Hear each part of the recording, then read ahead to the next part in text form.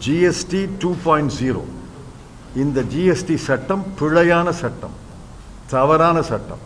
இந்த சட்டத்தை முன்மொழிந்த போதே நாடாளுமன்றத்தில் திரு அருண் ஜேட்லி அவர்களை பார்த்து நாங்கள் எல்லாம் சொன்னோம், இந்த சட்டத்தை கொண்டாடாதீங்க, ஜூலை மாதம் 1 தேதி கொண்டாடணும்னு ஒன்று விதி கிடையாது, 3 மாதம் தள்ளி போடுங்க, புதிய வரைவு சட்டத்தை தயாரிங்க, நாங்கள் பார்க்குறோம், அப்புறம் நிறைவேற்றோம். இல்லை நான் ஜூலை 1ஆம் தேதியே கொண்டாடணும். அதனால தான் நள்ளிரவில் நாடாளுமன்றத்தை கூட்டி மேளமெல்லாம் அடித்து இந்த சட்டத்தை கொண்டாடினாங்க. இந்த சட்டம் பிழையான சட்டம்.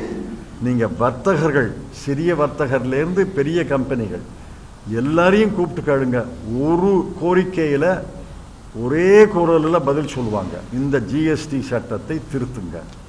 பெரிய முதலாளிகளாகட்டும், சிறு தொழிலாகட்டும், வியாபாரிகளாகட்டும், ஒரு டிமாண்டில் எல்லாரும் ஒத்து போகிறாங்க, இந்த ஜிஎஸ்டி சட்டத்தை மாற்றுங்க.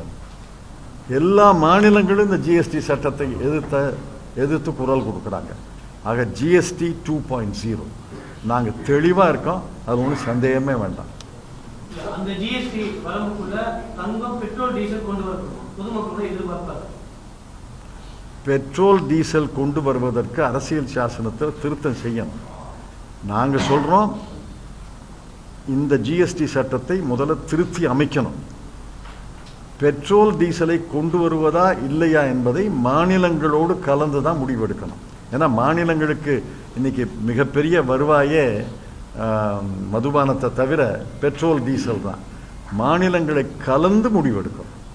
தமிழ்நாட்டுக்கு அடுத்தடுத்த பிரதமருடைய வருகை வந்து மக்கள் மத்தியில் ஒரு பெரிய உற்சாகத்தை கொடுக்குது அப்படின்னு பாஜக சொல்றாங்க. இது ஏதாவது ஒரு தேர்தல் எதிரொலியாக இருக்குமா?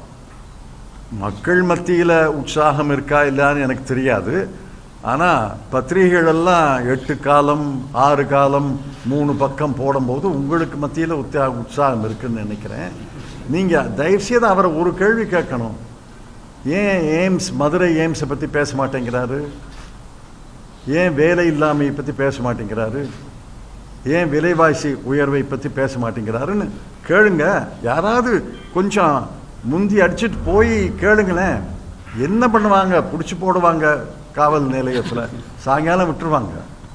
தயவுசெய்து யாராவது ஒருத்தர் முந்தி போய் கேளுங்களேன். அமெரிக்க ஜனாதிபதியே கேட்கலாம்னா இந்திய பிரதமரை கேட்கப்படாதா? நீங்கள் உங்களை எல்லாம் பணிவோடு கேட்டுக்கொள்கிறேன், தயவுசெய்து யாராவது கேளுங்க.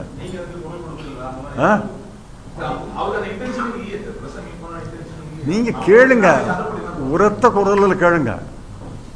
என்ன பண்ணுவாங்க? ரொம்ப மோசமாக பண்ண மாட்டாங்க. சாயங்காலம் வரைக்கும் போலீஸ் ஸ்டேஷனில் வச்சுருப்பாங்க. நாங்கள் வந்து உங்களை கொண்டாந்துடுறோம்.